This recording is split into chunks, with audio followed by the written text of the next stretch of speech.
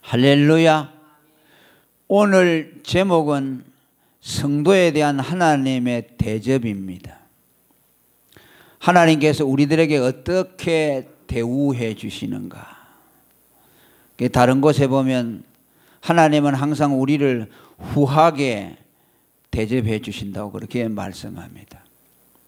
우리들은 죄인이고 또 우리의 행하는 바를 보면 하나님의 진노를 받을 수밖에 없지만은 언제나 하나님은 우리에 대하여 너그럽게 받아주시고 인내해 주시고 또 우리에게 관용해 주십니다. 그래서 그러한 하나님의 후하신 대접이 있기 때문에 오늘 또 우리가 살아갈 수가 있고 또 하나님에 대한 소망을 가질 수가 있는 줄로 믿습니다. 우리는 언제나 이 하나님이 우리에게 대해서 후하게 대접해 주시고 우리가 생각하는 것보다 넘치도록 우리에게 하나님이 은혜를 주고 있다는 것을 우리는 잊지 말아야 할 것입니다. 첫째로 하나님은 우리를 어떻게 대접하시는가. 3절에 보면은 아름다운 복으로 우리를 영접해 주신다고 말씀합니다. 하나님은 우리가 그에게 나아갈 때에 그의 아름다운 복으로 우리를 영접해 주신다는 말씀입니다. 우리는 하나님 앞에 나아갈 때 아무것도 내어놓을 것이 없습니다. 하나님은 우리가 무엇을 가지고 와서 하나님 앞에 내어놓기 때문에 우리를 받아주시고 그런 분이 아니에요. 하나님은 그저 빈손 들고 우리의 죄만 가지고 그리스도의 이름으로 하나님께 나아가면은 하나님이 당신의 복으로 우리를 영접해 주신다는 말씀입니다. 찬송가 188장에도 보면은 빈손 들고 앞에가 십자가를 붙드네라고 말합니다. 하나님 앞에 나아갈 때 우리는 어떻게 나가야 되느냐? 빈손 들고 나가야 됩니다. 천부에 어지에 없어서 손 들고 옵니다. 무슨 말입니까? 우리에게는 아무것도 없기 때문에 그저 하나님 앞에 항복하는 마음으로 빈손 들고 우리는 주님 앞에 나온다는 말씀입니다. 그러한 우리들을 하나님은 너 왜 빈손으로 나오느냐라고 책망하지 않습니다. 많은 사람들이 하나님 앞에 나아갈 때 자기의 의를 가지고 나아가려고 합니다. 그죠? 나는 이만큼 하나님 앞에 이런 의가 있으니 하나님 앞에 나아갈 수 있는 자격이 있다. 이런 생각을 하고 하나님께 나오는 것은 그건 잘못된 것이에요. 요한복음 6장 37절에 아버지께서 내게 주시는 자는 다 내게로 올 것이요 내게 오는 자는 결코 내어 쫓지 아니한다고 말씀합니다. 이게 예수님께 오는 자가 누굽니까? 죄인들이죠. 아무것도 가진 것이 없는 자, 죄만 가지고 나오는 자들을 주님은 결단코 내어 쫓지 아니하신다는 말씀입니다. 아니 오히려 역설적으로 우리가 손에 무엇을 들고 나가면 하나님이 그 사람을 오히려 내칩니다. 우리 손이 빈손이 아니고 뭔가를 손에 들고 하나님 앞에 그것을 가지고 나아가면은 하나님은 그 사람을 영접해 주지 않습니다. 그 사람들이 어떤 사람들입니까? 자기의 의나 공로를 가지고 하나님의 환심을 살려고 하는 사람들이죠. 율법주의자들이고 예수님 당시에 바리새인과 서기관들이 그들입니다. 그들은 하나님 앞에 나아갈 때 그냥 나가면 안 된다고 생각했습니다. 죄인은 나갈 수 없다고 생각했습니다. 의가 있는 자라야 그 자기 의를 가지고 하나님께 나아간다고 그렇게 생각을 했습니다. 그들은 예수님의 거부를 받았습니다. 할렐루야. 그래서 오늘 우리가 하나님 앞에 나아갈 때마다 내가 하나님 앞에 드릴 것이 없다고 낙심해서는 안 됩니다. 우리의 있는 모습 그대로 우리의 죄만 가지고 주님 앞에 긍휼을 구하면서 빈손 들고 나아가면 100번이면 100번, 1000번이면 1000번 하나님은 그러한 우리를 거부하지 아니하시고 받아주시는 분이라는 것을 믿으시기를 축원합니다. 우리는 그렇게 하나님 앞에 빈손으로 나아가지만은 반면에 하나님은 오늘 여기에 뭐라고 했습니까? 아름다운 복으로 죄인들을 영접해 주신다고 말합니다. 우리는 빈손 들고 나가지만은 하나님은 빈손으로 우리를 영접하지 않고 아름다운 복을 손에 가지고 우리를 영접해 주신다는 말씀입니다. 우리는 탕자의 비유에서 그 둘째 아들이 모든 재산, 아버지 재산을 다 낭비하고 거짓골로 빈손 들고 왔죠. 그가 뭐 가지고 왔습니까? 선물을 가지고 왔습니까? 아버지의 환심을 살 만한 뭘 가지고 왔습니까? 다 망하고 거지가 되어서 아주 줄여서 돼지가 먹는 지엄 열매로 배를 채우다가 아버지께로 왔습니다. 그때 아버지는 그를 빈손으로 영접하지 않습니다. 마치 금이환영한 아들을 영접하는 것처럼 새 옷을 갈아입히고 새 신발을 신기고 가락지를 끼워주고, 그죠? 그 다음에 송아지를 잡아서 동네 사람들을 불러서 잔치를 벌려주었습니다. 마치 큰 성공을 하고 돌아온 효자인 것처럼 아버지는 그를 영접했습니다. 빈손 들고 온 그 거지 아들을 아버지는 빈손으로 영접하지 아니하고 아름다운 복으로 그를 영접해 주었다는 말씀입니다. 할렐루야. 이것이 신앙의 영적인 원리입니다. 죄인은 빈손 들고 나가야 되고 하나님은 그 손에 아름다운 복으로 죄인들을 영접해 주시는 겁니다. 무슨 말입니까? 하나님은 거룩하신 하나님이시기에 그의 복을 가지고 영접하지 아니하면 죄인들을 영접할 수가 없어요. 그러지 않습니까? 죄인은 하나님께 나올 수가 없어요. 죄인이 하나님 앞에 나오다가는 그 거룩한 불에 다 소멸되고 맙니다. 하나님은 진노하는 불이라고 말씀했어요. 여러분, 우사가 벗개를 손대다가 그 자리에서 적사했죠. 소의 수레에다가 벗개를 싣고 오는데 그 소가 날뛰니까 벗개가 떨어질 위험이 있으니까 우사가 하나님을 생각해서 그걸 잡았다가 그 자리에서 적사했죠. 그 벗개라는 것은 하나님의 임재를 말씀하죠. 죄인은 하나님 앞에 나갈 수가 없다는 말씀이에요. 그러니까 하나님은 죄인들을 영접할 때에 거룩한 아름다운 복으로 영접한다는 것은 뭐냐니까요. 영적으로 말한다면은 하나님이 자기의 생명을 우리에게 주심으로 우리를 영접해 주신다는 거죠. 아멘. 하나님은 자기의 죽음을 가지고 우리를 영접해 주셔요. 우리는 죄를 가지고 나아가면 하나님은 자기의 죽음으로 우리를 영접해야만 우리가 하나님의 불에 소멸되지 않습니다. 그게 누굽니까? 하나님의 죽음을 가지고 온 분이 예수 그리스도죠. 왜요? 하나님은 접근하면 다 죽었지만 예수 그리스도께 나오는 자는 다 살았어요. 왜? 그분은 하나님의 생명, 하나님의 죽음을 가지고 나왔기 때문에 누구든지 그에게 오는 자들은 생명을 얻을 수 있었습니다. 그 아름다운 복이라고 하는 것은 하나님의 의고 예수 그리스도의 죽음입니다.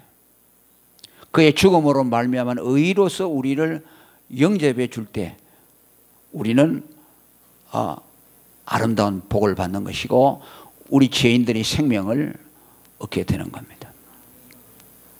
마태복음 26장 26절에 성찬식을 하시면서 예수께서 떡을 가지사 축복하시고 떼어 제자들에게 주시며 가라사대 받아 먹어라 이것이 내 몸이니라 라고 했습니다. 이것은 무엇입니까? 예수님이 자기의 죽음으로 우리를 영접해 준다는 것이죠. 그죠?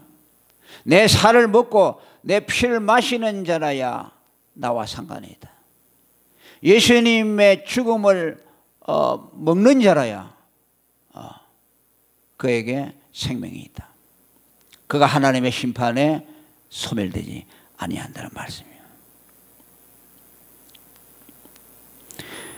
요한복음 8장 51절에도 나는 하늘로서 내려온 산떡이니 사람이 이 떡을 먹으면 영생하리라. 할렐루야. 나의 줄 떡은 곧 세상의 생명을 위한 내 살이로라 라고 말씀했어요. 예수님이 하늘로서 내려온 산떡이고 나를 먹는 자는 살리라 영생하리라. 그 말입니까? 예수님의 죽음을 받아들이는 자, 예수가 내 죄를 위해서 죽으신 하나님의 아들이라는 것을 받아들이는 자에게 구원이 있다는 말씀이에요. 그는 살게 된다. 하나님의 심판에 쓰러지지 아니하고 그 죽음이 그에게 생명을 갖다 준다는 말씀입니다. 오늘 우리가 살게 된 것은 이러한 원리로 살게 되었습니다. 예수님의 죽음을 영접함으로 우리는 하나님의 영접을 받고 생명을 얻게 되었습니다. 하나님은 그리스도를 통해서만 우리를 영접하신다는 뜻이죠. 그리스도의 죽음을 통해서만, 대속의 죽음을 통해서만 하나님은 우리를 영접해 줄 수 있어요. 그래서 내가 길이요 진리요 생명이니 나로 말미암지 않고는 아버지께로 갈 자가 없다고 말합니다. 할렐루야. 그래서 오늘 아름다운 복으로 영접한다는 것은 하나님이 그 아들의 죽음으로서 우리를 영접한다는 뜻입니다. 그분의 의로서 우리를 영접해 주신다는 말씀입니다. 그 다음에 3절에 뭐라고 했습니까?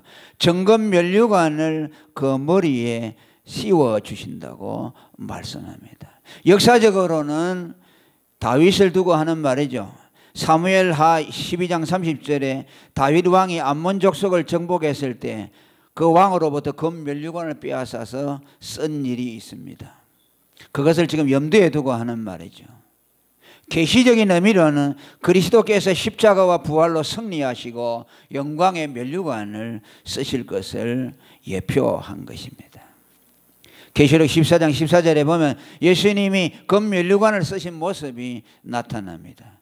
내가 보니 흰 구름이 있고 구름 위에 사람의 아들과 같은 이가 앉았는데 그 머리에는 금면류관이 있더라라고 말씀합니다. 금면류관을 썼다는 말은 무슨 말입니까? 그는 만왕의 왕이 되신다는 뜻입니다. 할렐루야. 예수 그리스도는 믿는 자들에게 왕으로서 높임을 받아야 합니다. 그죠? 그리스도는 왕이요 선지자요 제사장의 삼직을 가지고 있는데 많은 사람들이 예수를 자기의 제사장 선지자로 믿지만은 왕으로는 잘 믿으려고 하지 않습니다. 그를 자기 삶의 주권자로서 인정해 주지 않습니다. 우리가 즐겨 부르는 주 예수 이름 높이어라는 찬송가의 가사에도 이렇게 말씀합니다. 주 예수 이름 높이어 다 찬양하여라. 금면류관을 들여서 만유의 주 찬양, 금면류관을 들여서 만유의 주 찬양. 예수 그리스도께 금면류관을 올려드린다는 말입니다. 그것은 무엇입니까? 우리의 왕으로 그분을 모셔드린다는 말입니다. 오늘 저와 여러분은 예수를 왕으로 모시기를 바랍니다. 우리의 구세주로 믿을 뿐만 아니라 우리 삶 속에 우리를 지배하고 통치하시는 만왕의 왕으로 인정해 드리시기를 축원합니다. 그리고 이 금면류관은 그리스도만 쓰신 것이 아니고 충성을 다한 성도들에게도 금면류관을 씌워주신다고 계시록 4장 4절에 말씀합니다. 거기에 보면 24장로들이 나오는데 금면류관을 쓴 모습을 볼 수 있습니다. 보좌에 둘러 24보좌들이 있고 그 보좌들 위에 24장로들이 흰옷을 입고 머리에 금면류관을 쓰고 앉았더라라고 말씀합니다. 이 24장로들은 신구약에 있는 구약에는 이스라엘의 12족속과 그 다음에 신약에서 예수님의 12제자를 합한 것이라고 해석하는 분들이 많습니다. 또 더 나아가서는 예수를 믿는 충성된 성도들을 예표한다고 볼 수가 있습니다. 오늘 예수를 믿고 신실한 믿음, 변함없는 금과 같은 변함없고 또 순전한 믿음을 가진 사람들은 예수님과 더불어서 함께 왕노릇 하게 될 것이라고 계시록 20장 6절에 말씀합니다. 그들이 하나님과 그리스도의 제사장이 되어 1000년 동안 그리스도로 더불어 왕노릇 하게 될 것이라고 말씀합니다. 오늘 여러분 세상에서 성도들이 별로 볼 것이 없는 것 같지만은 하나님은 그의 성도들을 왕과 같이 대우한다는 것을 아셔야 합니다. 우리를 왕 같은 제사장이라고 했잖아요. 그런데 우리는 우리 세상의 지위와 신분을 가지고 우리를 평가하죠. 그러나 하나님이 볼 때는요, 참으로 하나님 앞에 위대한 자들이에요. 이 세상을 지배할 왕이요, 또 제사장으로서 하나님이 우리를 세워주었어요. 그래서 우리가 열등감을 가지거나 우리 자신을 과소평가하거나 하는 것은 하나님을 슬프게 하는 일입니다. 나는 너를 얼마나 높여주었는데 너는 네 자신을 갖다가 그렇게 하대하느냐. 자, 여러분들의 부모가 자식들이요 열등감에 빠져가지고 나는 아무것도 아니라고 하고 늘 자신감이 없어서 산다면 그 부모의 마음이 얼마나 아프겠습니까?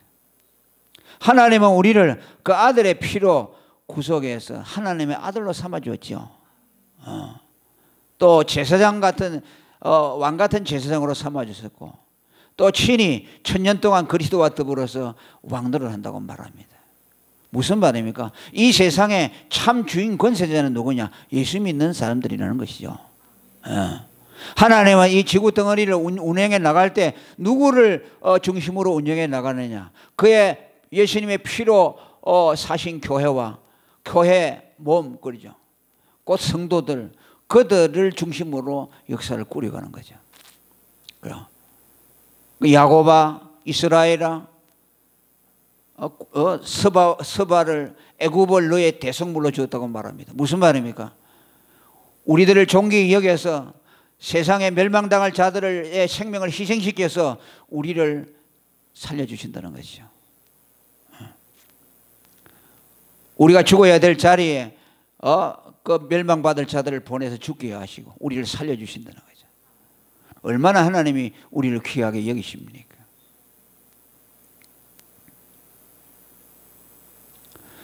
그 다음에 세 번째로 뭐라 그랬어요? 생명, 구원과 영생을 주시는 하나님이라고 말씀합니다. 4절에 뭐라고 합니까? 제가 생명을 구하며 주께서 주셨으니 그 영영한 장수로소이다 라고 말씀합니다. 이거 역시 역사적으로는 다윗이 죽음의 위기를 여러 번 만났을 때 하나님이 그의 생명을 구해 주셨다는 뜻입니다. 그리고 그에게 장수를 주어서 오랫동안 이 땅에서 장수하도록 하셨습니다. 사무엘 5장 4절에 보면 다윗은 30세의 왕이 되어서 40년간을 왕위에 재위했습니다. 오래 통치했죠. 복을 받았죠. 계시적인 의미로는 그리스도께서 아버지의 뜻을 받들어 십자가를 지셨더니 성령의 능력으로 그를 부활시켜 주시고 영원한 생명을 주시고 영생의 주가 되게 하셨다는 뜻입니다. 영영한 장수라는 말은 무엇입니까? 영원한 생명, 영생을 말씀합니다. 그리스도에게 영원한 생명을 주시고 그 아들에게 영생이 있게 하셔서 그에게 오는 자들에게 영원한 생명을 주신다고 말씀했습니다. 요한복음 5장 26절에 아버지께서 자기 속에 생명이 있은 같이 아들에게도 생명을 주어 그 속에 있게 하셨다고 말씀했습니다. 디모데후서 1장 10절에 뭐라고 했습니까? 그가 사망을 피하시고 복음으로서 생명과 썩지 아니할 것을 드러내셨다고 말합니다. 그리스도가 영생의 주가 되시고 또 그를 믿는 자들에게 하나님께서 구원을 주시고 영원한 영생의 복을 주셨다는 말씀입니다. 오늘 우리가 받은 가장 큰 복을 말씀합니다. 구원이라는 것이 무엇입니까? 하나님의 진노에서 벗어나는 것을 말씀합니다. 이 세상에서 가장 무서운 것이 무엇입니까? 하나님의 진노입니다. 하나님의 진노에서는 벗어날 자가 없습니다. 세상에서는 뭐 범법자가 아니고 그가 아주 뭐 의인같이 사람들에게 인정을 받을지 모르지만은 아담의 원죄를 타고나고 자범죄를 지은 죄인들은 전부 하나님의 진노 아래 있어요. 그 진노 아래서 벗어날 길이 없습니다. 그래서 오직 하나님의 아들이 와서 우리가 받아야 될 그 진노를 대신 그 몸에 하나님께서 쏟아붓게 하셔서 그가 받은 진노를 오늘 우리에게 입혀주심으로 말미암아, 그죠? 우리가 하나님의 진노를 받은 것으로 인정해 주셔서 우리에게서 하나님의 진노가 그쳐지는 겁니다. 그것을 구원이라고 하는 거예요. 성경에는 뭐 병 고치는 것도 구원이고 또 가난에서 벗어나는 것도 구원이고 위기에서 벗어나는 것도 구원이라고 이렇게 같이 쓰고 있지만은 정확한 의미에서 구원이라는 것은 하나님의 진노에서 벗어나는 거예요. 만일 그가 병을 고쳤다고 하더라도 그가 예수를 믿어 의롭다함을 받아 하나님의 진노가 그쳐지지 않는다면 그 사람은 구원받은 것이 아닙니다. 그저 일시적인 육체의 치유를 받은 것에 불과하죠. 그 10 문둥병자 가운데서 9 문둥병은 병을 고쳤지만은 그들은 뭐라고 했어요? 그들은 예수에게로 와서 믿음을 고백하지 않았습니다. 그들은 다만 병 고침만 받았을 뿐입니다. 그런데 마지막 하나 사마리아 문둥병자는 그에게 예수님에게 돌아와서 그 발 앞에 엎드렸다고 그랬어요. 아멘. 발 앞에 엎드리고 예수님께 감사했다고. 이게 무슨 말입니까? 자기의 병을 고쳐주신 그 예수님이 하나님의 아들이라는 믿음을 나타낸 겁니다. 보통 사람 앞에 발 앞에 엎드려서 감사합니까? 예수를 하나님의 아들 그리스도로 믿었다는 것이죠. 그러니까 예수님이 뭐라 하십니까? 내 믿음이 너를 구원했다. 할렐루야. 그러나 그 9 문둥병자들에게는 구원받았다는 말을 하지 않았습니다. 뭐라고 했습니까? 깨끗함을 받았다라고 말합니다. 오늘 교회 다니지만 병도 고치고 뭐 하나님이 때로는 위기에서 건져주시고 하지만은 그렇게 하고 구원받지 못한 사람이 많아요. 도중하차 해버리고 교회도 안 다니는 사람들 많잖아요. 그럼 병만 고치고 끝나는 것이죠. 위기에서만 건짐을 받은 것이죠. 정말 예수를 믿어서 이신칭이 의롭다함을 받아서 하나님의 진노가 그쳐지는 그 믿음을 가진 사람이라고 볼 수 없어요. 오늘 하나님은 예수 그리스도를 믿는 믿음을 통해서 구원을 주시고 우리에게 영생을 주셨습니다.